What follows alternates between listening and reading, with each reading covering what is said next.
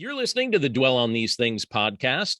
I'm John Stange, and today I have a very special guest with us. In fact, it's Phil Taylor, and Phil is going to be talking to us in just a moment here about church leadership and things that highly involved volunteers will certainly find beneficial. Phil's been involved in leadership for quite a few years. For about 20 years, he's been involved in church leadership, and his mission is to bring vision into reality. He's been serving the local church in executive pastor roles and in lead pastor roles in churches of a variety of sizes all throughout the country. He helps with leadership cohorts. He leads those. He does individual coaching.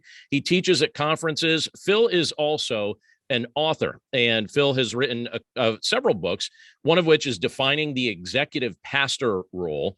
And another that he's recently written is Eldership Development from Application to Affirmation. And in addition to coaching, Phil now spends most of his time helping churches with building projects, generosity initiatives, and building a culture of generosity in the local church. We'll mention this probably at the end too, but if you want to email him, you could email him at phil@elevategroup.us. You could also check out his blog at backstagepastors.org. But right now, join me as we welcome Phil Taylor to Dwell on These Things. Phil, it's great to have you with us today. It's great to be here, John. Thanks for having me on the show. All right, Phil, there's one thing that I left out in that introduction as I was gushing about all the awesome things you currently do and all the awesome things you've already done. But you and I have a little bit of a history together. A little bit. Why don't you tell our listeners just how we know each other and maybe even how long we've known each other? Well, it all started in the snack line during college orientation, right? It sure did.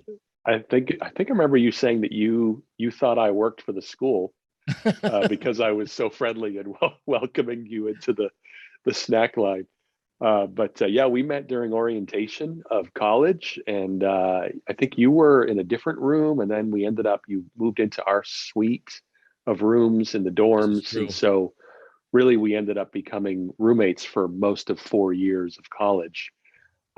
Along with three other guys. There were kind of five of us that were roommates for most of those 4 years, and we were affectionately known around campus as Fun City. This is true. We were the Fun City guys, and we did have a lot of fun. It was all good, clean fun, but we did have a good time together. So that's like what, 27 years ago? Doesn't that feel weird? Doesn't that feel weird to like put some numbers on that? Yeah, this is what I remember. So, all right. So Phil and I, like you said, we were roommates for essentially 4 years. We lived together, the two of us, three other guys. Only some of us thought we were going to go into pastoral ministry. That wasn't really clear to all of us. And yet all five of us ended up going into pastoral ministry, which is kind of hilarious. But yeah, Phil was in line right in front of me. I think it was the first night of our freshman orientation. And he turns around and he goes, "Hi, I'm Phil." And I thought, oh, well, this guy's very open and inviting here. And so we started chatting and we just decided to hang out. And Phil, I don't know if you remember this, you probably do, but Phil and I, as freshmen, our schedule lined up pretty well for most of the days of the week.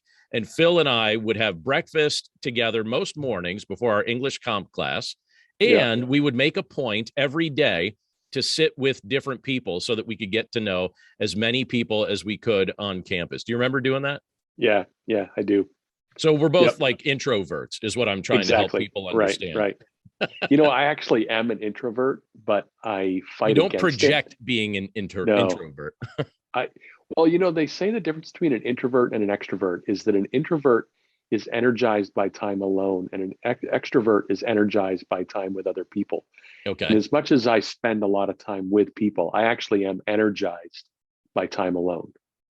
So I don't know if that's true or not, but it's how I've always kind of experienced it. That's going to help me frame that in my mind. So you've already taught me something. But there we go. Yeah. So I wanted people to get a little bit of that background just so that they understand our familiarity with each other and our long-term friendship. And by the way, we should say on college, Stange, that we called you Stange all through college. Like your name was not John, it was Stange. And so I've continued to call you that my entire adult life.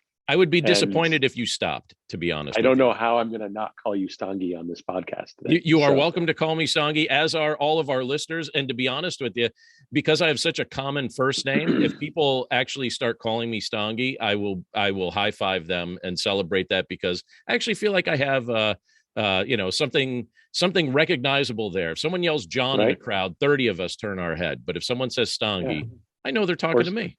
or strange, you'll answer to either one. I do. Well, most of my junk mail comes to me as John.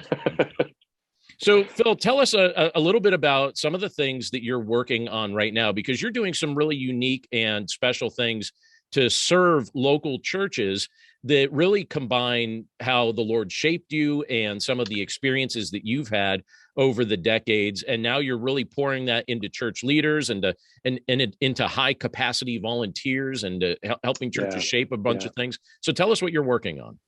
Well, this year I made a big shift in ministry after 20 years of being kind of, in the local church, serving as a pastor in three different churches over those 20 years. This year I made a big shift, and I'm now putting the bulk of my time into serving the big C church, the capital C church, we sometimes call it. Mm-hmm. And I'm helping an organization called Elevate Group as we work with churches that are, wanting to do a deep look at their strategy surrounding generosity and stewardship and giving. And so, for me, I really believe in the church, despite all of its flaws and mistakes. I really believe in the church, and I want the church to be successful. And I just really firmly believe that a key part of being successful as a church is being well funded, because at the end of the day, resources are always needed to move the mission forward. And we see that even throughout Scripture. And so I believe that if I can help churches develop a more robust and effective strategy around the issues of generosity and stewardship and giving, really at the discipleship level, because that's what we're talking about when we talk about generosity and stewardship. We're talking about a discipleship conversation. Then I can help kind of exponentially move the mission of the church forward. And so that looks like a couple of different ways. We'll come into a church and look at everything related to generosity, giving, and stewardship. And that's everything from when you click on the word give on the website, what's that experience like? Does it feel like, all you do is you type in your ACH information for your check? Okay, well, that's not a great experience. There's an opportunity there to cast vision. There's an opportunity there to thank people in a really robust way.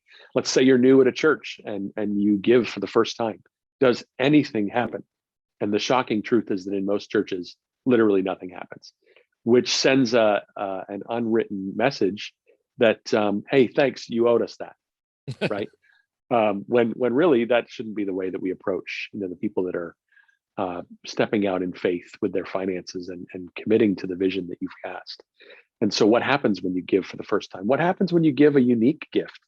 What happens when you stop giving? Because you might have stopped giving because you lost your job.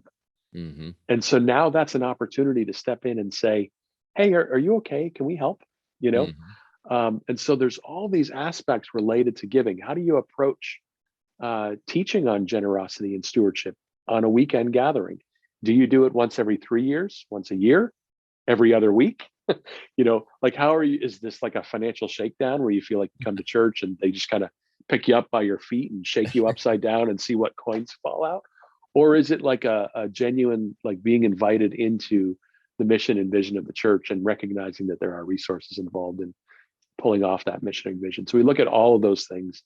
We call it a discovery day at Elevate Group. It really is kind of a misnomer. It takes a few weeks to do all that research. And then we show up for a day and spend some time with the leadership, looking at everything and talking through everything, doing some teaching. And then we present a plan on how to grow your strategy for generosity and stewardship, and how to build that into something that just resonates with people more effectively. So we love doing that. And then, of course, a church will maybe once a decade or so have a really major project they need to work on. It might be a new building project. It might be an expansion or a new piece of land they want to buy. It might be a new campus they want to start on the other side of town, and they're going to buy, a little space, or they're going to hire some staff to pull off that new campus, or maybe they have some other thing that they want to step into that is just way beyond a normal budget year. And so you have to do a fundraiser. We prefer the term generosity initiative. Sometimes they're called capital campaigns or building campaigns. We like the language generosity initiative. And so a church will need to step into something like that. And the interesting thing, Stangi, I don't know if you feel this way, but most pastors that I meet are really not equipped well to step into a major generosity initiative in their church because they're busy doing the work of the ministry. They're busy shepherding, they're busy pastoring, they're busy preparing sermons. And neither they nor really, in many cases, anybody on their staff have the skill set or the time to effectively step into a major generosity initiative. And so they turn to a company like ours, Elevate Group, a ministry organization like ours, and they say, hey, help us. So we step in for usually about a year and prepare for that. And we help them figure out all those pieces. And as a result of that, they're able to then raise the needed funds to not only accomplish that once in a decade mission, but also what we hope is really change the culture of generosity in the church. So we like to say that we want to elevate the conversation around generosity in your church, and that's why we call ourselves Elevate Group, and we bring all these specialists in along the way. We bring in a group specialist and a family ministry specialist and a specialist who looks at the way information is processed in your church. And we do all these pieces to really help pastors move forward well. So I don't know if that helps explain it. Totally. And the interesting thing about much of that is that subject, I think most pastors would agree, is one of the touchier subjects to bring up in church. It's not, I'll admit to you that for me, through the years, at one certain point in particular, was a very challenging subject to bring up in my role of leadership. I just didn't like talking about it. And then I started challenging myself to talk about it more and celebrating different ways that the Lord had been blessing the church. But I'll tell you, we went through a season, and this, maybe you could speak into this because there's probably somebody that is that can understand what I'm about to share. But in 2008, we planted our church. It's a replant situation. Right. And so we replanted the church in 2008. My family moved here to this community to start the church and get it going. And for the first year and a half or so, first couple of years, we had outside funding. People get really excited about a church plant during the early phases, but then they kind of, first 2 years, right? And then that support goes away because people want to support other projects. And so, all right, so that support went away. Now, we were still also utilizing another piece of funding. The church had sold a piece of property that it was able to use to fund things. But I remember when we got at about the 6-year mark, of this plant. So we started this in 2008, and in 2014, we got to a spot where the church really couldn't pay me a full salary and sometimes couldn't pay me any salary, which was a really scary thing for me because at the time that was my income. I mean, that was it, my salary from the church, that was my income. And I remember thinking, all right, what's this going to look like? How's this going to operate? By the grace of God, things eventually worked out. It took a few years from that. There were several very lean years in our church. And I'm really grateful that in recent years that has changed. And I would say our messaging has changed. I would also say the opportunities that we've created for people to just express generosity, not as a budget thing. We don't express like, oh, help us meet the budget. We try and help people understand this is an act of worship. We don't worship our money. We use money as one of the tools that we utilize in worship toward the Lord. We're trying to glorify Christ with our giving. And so that's something that's important to us to talk about. But I'm wondering, my scenario, I don't think is unique. Do you see certain circumstances that kind of resemble that or things that you would say are similar? And how do you help churches that are really struggling like that? Well, one of the first things that we will ask a church that we're working with is we'll say, okay, let's say that I started going to your church for the first time. Okay. And I haven't really gone to church much before this. And I don't really know a whole lot about what the Bible teaches about much of anything, right? Mm-hmm. And I certainly know nothing about what the Bible teaches about giving, uh, finances, money in general. I know nothing about that. I know nothing about what the Bible teaches on these things. Would I learn it from you?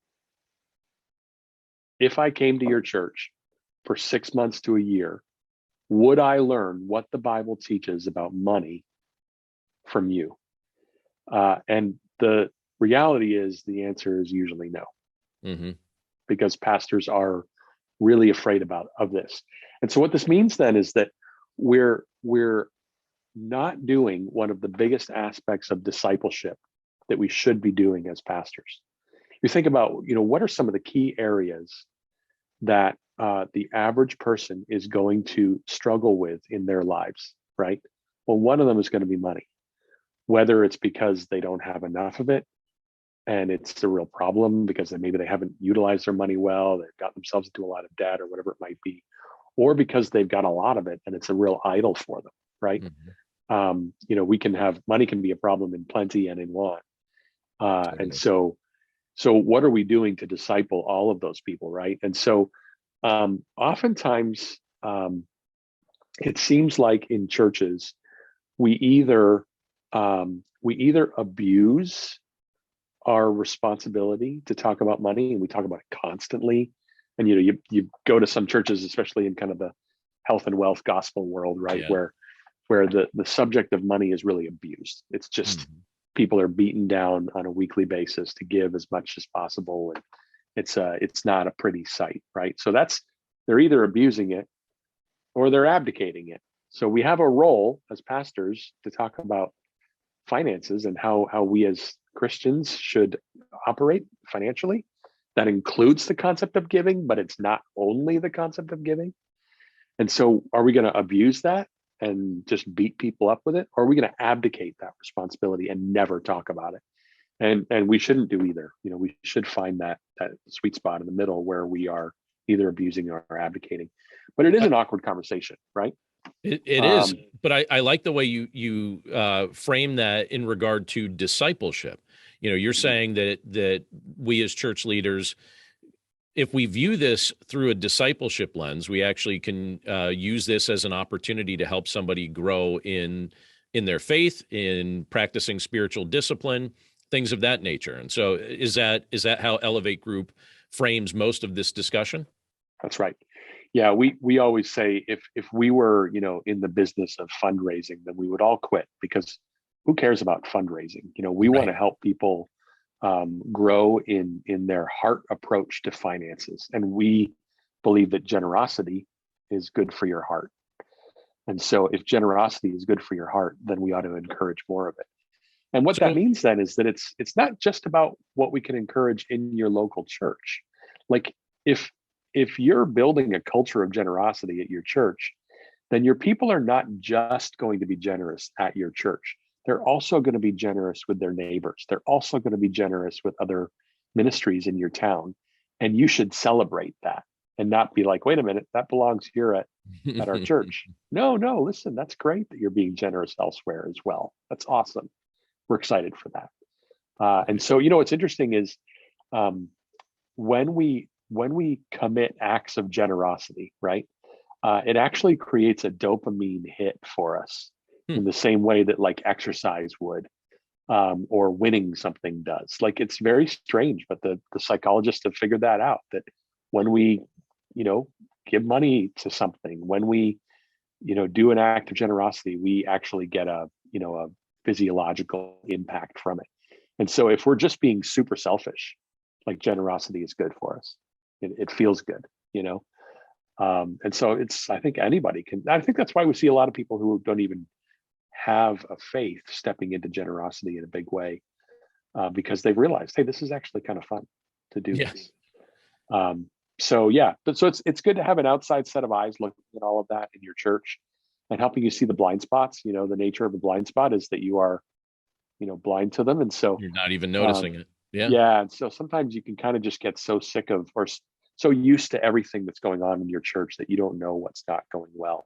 Yeah. And, having an extra set of eyes for a couple of weeks looking in on things can be a really big help. And it will ultimately have a big impact on your giving.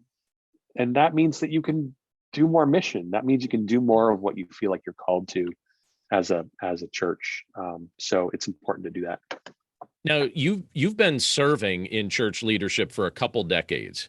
And I remember when you and I first started serving local churches, fresh out of our schooling, and we were ready to go and eager to do a whole bunch of things. And it's kind of interesting how after several decades of doing that, you really experience testing and time in the trenches and all sorts of things. And so this is a pretty big transition from you or for you as you're serving in a new role. Whereas at one point you were spending a lot of your time serving in the local church context. I know there are other things you were involved in that were serving the Big C church, like you described it earlier. But now your primary focus is serving the Big C church. But this has been, and I'm kind of interested to hear you tell this story or what aspects of this story you're willing to share with our listeners, because I know some of the background of this ahead of time. But this has been a year of some major transition for you and a year of some major surprises, much of which has a pretty shocking medical component to it. And I wonder if maybe you'd be willing to share a little bit about some of that with us. Yeah, so it has been a crazy year. I had been in the process of transitioning out of the church that I've been serving at for the prior 8 years in the Orlando area, and had just accepted this new role with Elevate Group at the very end of May. I think it was May 28th that I called the guy that I work with, Chris Willard, who started the company. I had called him, I think, on May 28th and said, "Hey, I'm in." I'd been interviewing at a few different places and had decided to go with Elevate Group and was excited about the mission and vision there. So that was May 28th. And then June 1st started off as a normal day. I had a breakfast appointment with a pastor friend of mine, had a coaching phone call. I coach a lot of executive pastors around the country, and I had a coaching phone call with a guy that I was working with. And as I got towards the end of that phone call, I was doing the phone call from my car because I had another meeting right after that at a coffee shop. And so I was going to just walk out of my car and into the coffee shop and do my next meeting. And as I'm sitting on this phone call, I have excruciating pain come out of nowhere in my kind of shoulder. And then it shot down to my abdomen area, which I later discovered was my aorta tearing internally. And that is what's now, called Phil, aortic dissection. I'm no medical expert, but are aortas important? They are. Yeah, it's hard to live without them. So. And can I just say, and I want you to continue this story, but can I just say how relieved I am, even in this moment, that you and I are having this conversation? Because from the perspective of friendship, all day, June 1st, I was getting updates from your family and from some of our common friends on this as it was transpiring. So you discover your aorta has torn. Now tell us what happened from there. So yes, I found myself, in this coffee shop bathroom trying to stretch it out, not really knowing what was going on with my body, just knowing that I was having excruciating pain. I sensed this urge to be flat. And so I laid down on this bathroom floor, public bathroom floor, trying to get my body flat. That didn't help at all. And I'm sitting there thinking, I'm laying there thinking, oh shoot, I think I might be having a heart attack. And then I thought, crap, I'm going to die in a public bathroom on the floor. Oh no. And the door's locked. They're not going to be able to find my body. This is what's You're such going a pragmatist. I know, right? And that it doesn't sound glorious, but there have been other notable people that have experienced some not so glorious moments like that as well. But my goodness! All right, so what happened next? So then I ultimately I ended up getting up and going out into the coffee shop. I saw my friend that I was meeting there, and he took one look at me and said, "What is wrong with you?" And I said, "I have no idea." I started describing the pain to him, and he said, "Man, I just had some heart problems recently. Why don't I take you across the street to the hospital?" And I was in so much pain that I just didn't even have the will to fight him on it, and I probably would have otherwise and been like, "I'm fine, we'll be fine," but I just didn't even have the strength to fight him on it. And so I just got in his car, and by the time we got to the hospital, I was screaming in pain. They threw me right into a room, did an EKG, ruled out a heart attack, did a CT scan, discovered the aortic dissection. Um, by this time, they've got me on morphine. They asked if my wife was on the way, and I said, "Yeah, she's coming here." And they said, "How far away is she?" And I said, "Well, we don't live too far away." And they said, "Look her up on your phone." And so I looked her up on the phone, and I said, "She's 2 minutes away." And they said, "Okay, I think we can wait 2 minutes." And I'm like, what the crap is going on if 2 minutes is going to be a problem? Mm-hmm. So my wife came into the room, and they said, your husband's had an aortic dissection. They said 50% of the people who have these die before they ever get to the hospital. Mm. Those who make it to the hospital, another 50% die there at the hospital. And so they said, we need to do surgery on you right away. And my wife said, is there any other options? And they said, yeah, death. That's your other option. So 10 minutes later, I was in a helicopter. My kids arrived just as the helicopter was about to take off.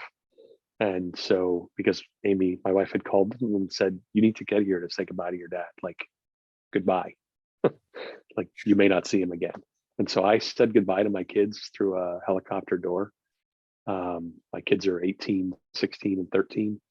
And I said goodbye to my wife, believing that there was a sizable chance I wasn't going to make it through the day. Told her where to find all the important files at home in case I did die, and went off for 10 hours of open heart surgery. I guess technically it's not considered open heart, it's open chest surgery, but nonetheless, they took a saw to my rib cage and cut me open like a walnut, and replaced a portion of my aorta with a fabric, like kind of a Kevlar material, is what I've been told.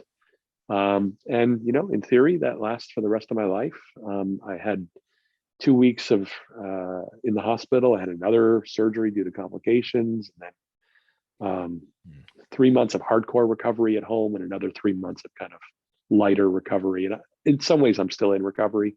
But all that really means is that, like, I take a lot more naps than I used to. At this point, that's kind of the big impact of it. So. Wow. It's been a crazy 6 months. It's 6 months, actually 6 months to today when we're recording is when this happened. So yeah, you're right. Wow. Yeah. I remember, I mean, I just had a knot in my stomach all day, waiting for the next update. We were asking our church to pray. I was asking everybody I could think of, please pray for my friend Phil, and in my mind, I'm thinking, Lord, like, I don't know what your will is, but please keep him around. And just thinking, this is the most serious medical thing that I had heard of happening to anyone in any recent day, that there was still hope that you would survive it. And, and I thought, boy, I mean, the news we were getting was just so grim, and it was just so frightening to hear all of that. And it's also kind of interesting to be in a spot, and I know that you felt this and your family felt it, just one of those moments, even as a friend, where you look at it and you're like, literally the only thing we can do is just pray and ask more people to pray. And so when you and I were talking maybe about a month ago, we were talking about just how many people you estimated were probably praying for you. I know we had a whole bunch here in the Northeast, and you're down in Florida. And tell me, what the estimate you came to happen to be, and I mean, I think it's somewhere prayer there. I think it's somewhere in the 20 to 30,000 range of people. Mm-hmm. And I get that because, I was getting reports from people over the next couple of months where they would say, hey, we sent out an email to our whole church to be praying for you. And I happen to know that, like, their church is 4,000 people, Right. Or, hey, we put a note out to all the pastors in our network of pastors, and that's 700 pastors, and then they're passing it on to their people. So I'm getting messages from people that I don't know them, I don't know who they are, they're like connected to a person who's connected to a person who's connected to a person. And they're like, oh yeah, we had 20 people praying for you in our small group or whatever. So it was just crazy, the ripple effect that had. And I mean, in a weird way, like, then my story becomes an encouragement to all of those people, because they all want to find out what happened. but I think, there's obviously the power of prayer, and there's, and I do believe that had a big impact on the story of that day. But it was cool to even just see, like, in my family, the faith that God kind of gave them. Maybe a month later, our 13-year-old son, who's he kind of has a real tender heart, Mm-hmm. and he said, he said maybe a month later, he said, I knew you weren't going to die, Dad. And my wife and I were like, well, why did you know that? And he said, well, you said earlier in the year that you felt like God said to you that when you came through the next season of life and ministry, that he had something for you on the other side of that. Hmm. And so God doesn't lie. And so if he had something for you, he couldn't let you die in that moment. Hmm. Like, it was just a real simple mathematical equation for him. You know what I mean? Like, it doesn't make sense. God's already told Dad that there's something coming up. So how could there be right, something coming up? He's like, yeah, I'm just not going to stress about it. Yeah. right. And my wife the whole day felt like, nope, he's not going to die today. Right. This is not going to be the end of his journey. Mm-hmm. But then of course there's like 20 people in the waiting room, and they're all Googling aortic dissection next to each other going, holy crap, did you read this? Like, he's a goner. And as a matter of fact, I mean, one of the staff members from our last church, her daughter is an ER nurse, and she called her daughter and said, hey, Pastor Phil, he had an aortic dissection. And her daughter said, wait, did you say aortic dissection? And she said, yeah. And she said, this woman happens to plan the funerals at our church, and she said, start planning his funeral, Mom. He's dead. He's gonna die. Wow. Like, she's like, I never see anybody make it through these things. Oh, wow. So, that was the reports that people were getting throughout the Yeah. day. So anyway, so I definitely feel like, I was spared for some purpose, and I'm trying to live up to that. So, and how cool that, I mean, I'm just so relieved, first of all, that the Lord chose to answer our prayers in regard to that, and that he's given you this season, and that you get to spend it serving his people. And that's an exciting thing. And I know, I've known you for a very long time now. We're getting close to that 30-year mark. We're not there yet, though, but we've known each other a really long time. We know each other way too well. It's just, this has been your heart the whole time I've known you. You grew up in a context where you saw the inside baseball of local church life. You saw all its warts and all its good parts. I know that your father in particular is someone that served in pastoral ministry for many decades, and there are certain things years. How many years? 50 years. Yeah, there are certain things that I have in my mind in regard to pastoral ministry and how to conduct myself as a pastor that I heard from you because you heard it from your dad. And there are things in my mind that just kind of became part of my pastor DNA that I learned from your family and just the trench work you guys have done in church ministry. And so I do appreciate that. But I thought it might be fun here to finish up our time with something a little bit lighter. Okay. So we've talked about the ministry you're working on. We've talked about this. Talked about death. Yeah. We talked about this almost death experience, although I don't know, should we even call it that? Because it was never the Lord's plan to take you then. So it was just a medical thing, not an almost death. Right. But let's just finish up with something a little bit lighter. And I don't know what Phil is going to say here, so I'll start us off here. I asked Phil before we started recording.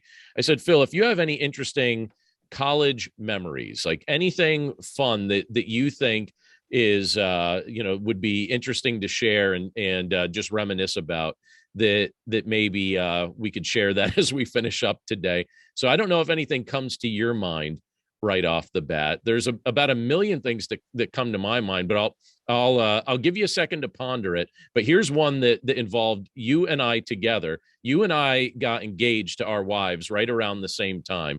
And I remember the guys in our dorm thinking that they would bless us with dinner, but this is how they blessed Yeah, us. we had a combined, right?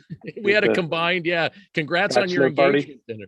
Yeah. So the guys basically like they just stormed, picture a whole dorm of guys storming into our dorm room Right. and tying us up. Really And like abducting us, really. yeah, it was violent. It was brutal. It was There were brutal and ropes violent. involved. And they dressed us up in women's clothing That's and right. they put And wigs on us. not like modern women's clothing. Like they had gone to the thrift store and bought like something that your grandmother would have worn. And so I remember wearing like a very thick polyester dress Yeah. that like felt like it might have been purchased in 1972, Oh, and it was and a really terrible. big wig. Yeah, Yes. And there was nothing we could do about it. And did they even no, put like in my mind they put makeup on us, like there they was really did it lipstick. up. Yeah, And then yeah, yeah, and then they brought us out to the parking area in between all the dorms to basically parade us in front of right, everybody. And I right. thought, oh, this is terrible. And I'm trying to be a good sport, but I'm not always a good sport when it comes to stuff like that. I wish I could tell everybody that I was, but in my mind, I'm like, this is so annoying. Like, this is the worst. And there really wasn't Yeah, anything we could do about it. When a mob of people decide to right. tie you up, you could put up a fight. We put up a fight, but eventually we all knew the outcome was going to be what it was. And then they took us tied up to a restaurant Denny, and treated us to Denny's. dinner. It No, it was was Denny's. Pizzeria Uno. It's Pizzeria Uno. They Oh, took us was to. it? I Yeah, feel like we must have right by ended the up at Oxford Denny's at Valley some Mall. point. Yeah. And they at Didn't they least give us treated us to a nicknames too? meal. What's that? I think they gave us nicknames too. They probably did, but I that's out remember of my being mind. called Cookie throughout the night. I, that sounds vaguely familiar, but I think that goes too deep into like the scarring of the event, and I've probably blocked it out. I remember being at Pizzeria Uno, dressed as a woman. Um, and the waitress came over and she was kind of like smiling, and I don't know that she was necessarily the brightest person in the world. And she said, so whose bachelor party is it? And I just kind of like looked down at me and I'm like, are you kidding? Like, obviously I don't dress like this all the time. Take a look around, see who's dressed normally, Read the and room. Read the room. yeah, read the room. Oh, all right. So that's one that stands out in my mind. A somewhat traumatic experience for the two of us Yeah. that we shared But you left together. out some of the best parts of that night, though. When Oh they tried no, to I when they probably tried to purposely drown. left him out. Well, do you remember when they tried to drown us in the pond afterwards? Remember they pushed us into the duck pond? That is, well, so in my mind that's a separate story. I feel like That's I was in something. a dress though when it happened. So Well, that's no, that did happen to you, but that was one that I participated in with our roommates against oh. you. And then because I remember sneaking home and hiding in a closet, and you guys were like freaked out that something We had had no happened idea to what me. happened to you. We're like, uh-oh, did we lose Phil?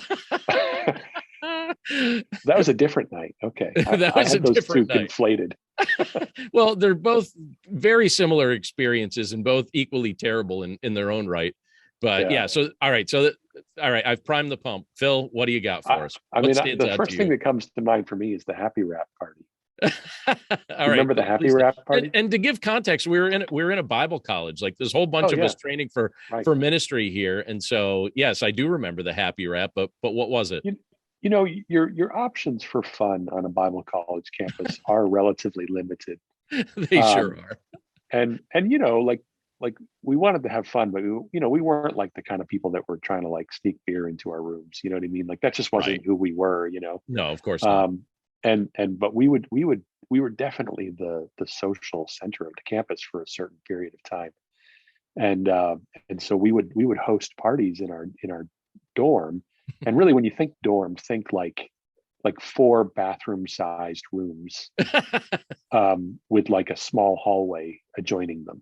You Oh know, yeah. and one night we hosted a party that we called the Happy Wrap Party, and we called it the Happy Wrap Party because we used all like early 1980s rap, like early 1980s Christian rap, like I don't know what you're the RB guy. You probably remember some of the early stuff. So I remember some ETW, and I remember some D-Boy Rodriguez. D-Boy, You remember D-Boy, D-Boy?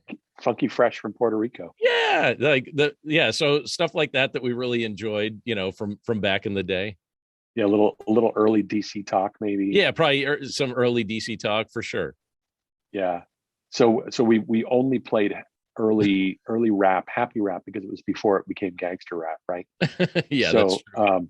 and so that was all we played, and everybody just like showed up at like, I don't know, 11 p.m., like 75 people in the tiniest rooms, and just jumped around and had a stupid time.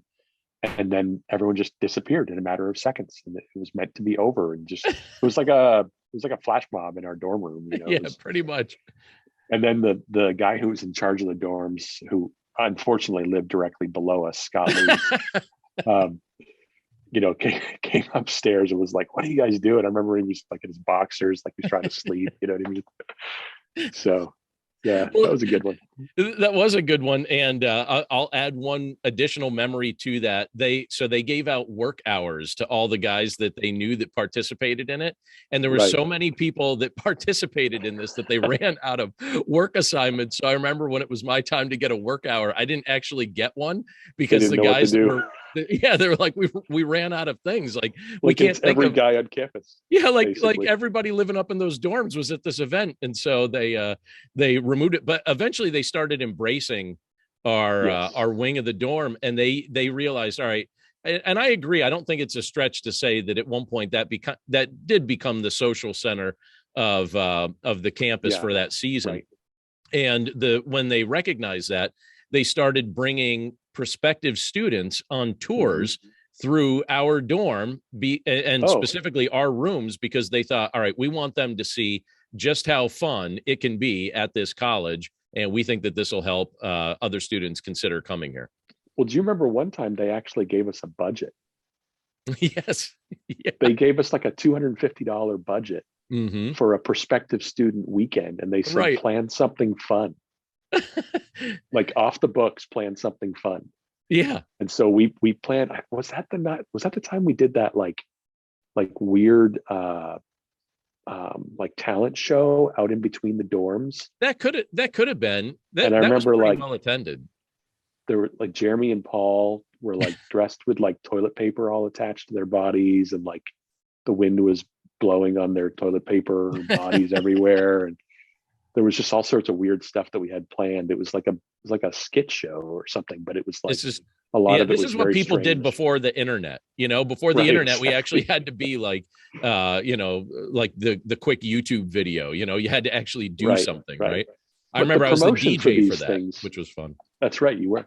The Hmm. promotion for these things was like, it was totally like 1990s underground, right? Like Oh yeah. you would just you would see like a 12-point font in the middle of a sheet of paper, and it would just say Fun City Midnight. And we would paper the whole campus with them. Like we'd put them on the billboards or on the soda machines in the cafeteria. And within like 3 hours, the whole campus would be a buzz. Like, gee, Fun City's doing something tonight at midnight. And people would just show up out of the woodwork for it.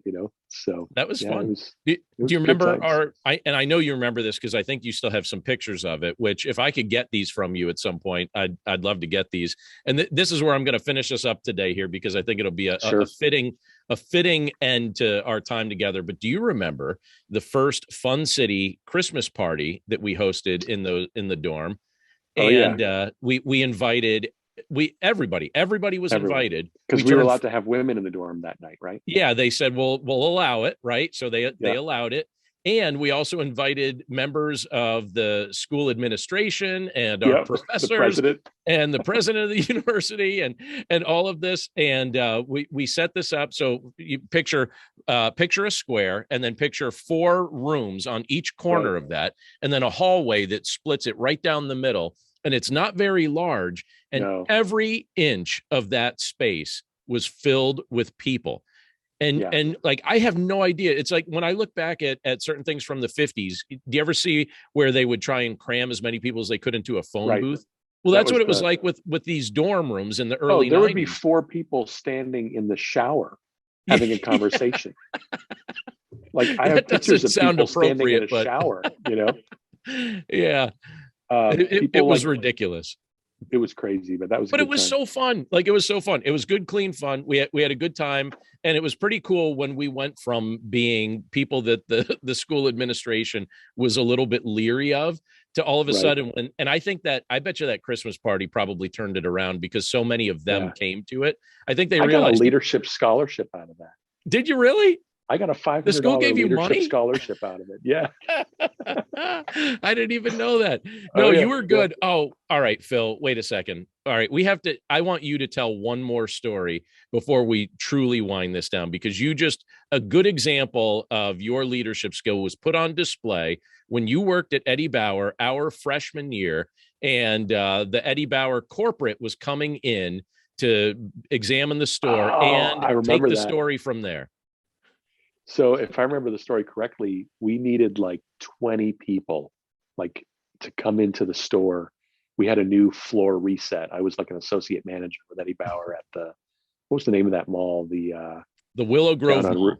Willow Grove Mall. Yep. And I needed like 20 people to come in and basically unpack like 300 boxes and set everything up. And so I just went around the whole, like all of our friend group, like Fun City and, Well, even before you you say know, that, the manager there said, "Oh, she was all stressed, and she's like, what are we going to do? How are we going to get this set up before corporate came?" And you said to her, "Do you want me to get some people to do this?" And she said, "You could get people." And you're like, "Oh yeah, yeah, I could get tons of people." And like how many now, you want? She's like how many 20 you want? people. And I'm like, I brought 20 people in to Eddie Bauer and everyone got paid like $10 an hour or something. And we knocked it out over like 4 hours between like, 10 PM and 2 AM or something like that. It was just It was a hilarious. blast. You just went around campus. You're like, "Hey, anyone want to work at Eddie Bauer tonight?" And we just packed out that Eddie Bauer. And I I still know. remember the normal employees that work there looking at this. They're like, "Who are all these people?" And you just filled it up with a whole bunch of people from campus. We're all like, "All right, what do you need us to do?" And we're all, Right. setting up displays, unpacking boxes, doing all this. We came in like a whole bunch of elves, set up the store, and then we're out. And then they offered me a job from it through you, but then I ended up working there, for several months after that, right I through forgot this. that you worked there actually. Yeah, I well, totally it wasn't forgot for a that you long worked time, there. Yeah. but it just for a little bit. They're like, "Hey, do you want to work here this season?" And so I did. And yeah, so Phil, you got me a job my freshman year. I could Thanks, have man. started a temp agency. Yeah, it's like a temp agency that specializes in a mob of people coming and taking care of one specific task. And yeah, but that was fun. We had a very good time. Phil, you have been a great friend, one of my best friends for the past 27 Likewise. years, and I'm really grateful that we were able to have this discussion today. Super grateful for the ways in which you've been serving the church for your entire adult life, but now you have a new way of doing that. And I hope that a lot of churches, as they're listening to us today, will take advantage of just reaching out to you and connecting with you. I know that your email address is phil@elevategroup.us, and they could also check out your blog at backstagepastors.org. Any other ways that they might be able to connect with you? You can follow me on Instagram if you want, Phil Taylor XP. You can also follow Backstage Pastors on Instagram. It's at Backstage Pastors. And then the same for Facebook, / Phil Taylor XP and / Backstage Pastors. And if you are, doing the LinkedIn thing, it's / Phil Taylor XP. So that's kind of the handle for everything. But yeah, love to talk with you. If you're a church leader, love to talk with you about what it looks like to dig into generosity more. And I would even say to a lay leader, gosh, if your church is struggling with the generosity area, and you are a normal middle class person, pay for a discovery day for your church as a gift, and it will have a pretty significant impact on the trajectory of your church in a lot of ways. So I yeah, love love it. to talk with you about that. Hey, Awesome. what Well, we ought to do, Stangi? yeah, let's hear it. We should do a all 5 of us college roommate carry this conversation on. We'll get Paul and Jer and Darren and the five of us, we could continue this college rumination. So Oh my goodness. Yeah, we did be dangerous. not all realize we were going to serve in pastoral ministry, but all five of us have. And it's been interesting. I get to see Darren and Jeremy pretty regularly. So Yeah. you and Paul, I don't get to see quite as regularly because of distance. But it was awesome to be able to hang out today. And Phil, thanks so much for the work you're doing. Thanks for the value that you shared for us today. And again, we wish you all the best on your continual recovery and just the ministry that you're providing to the local church. Thanks, man. Same for you.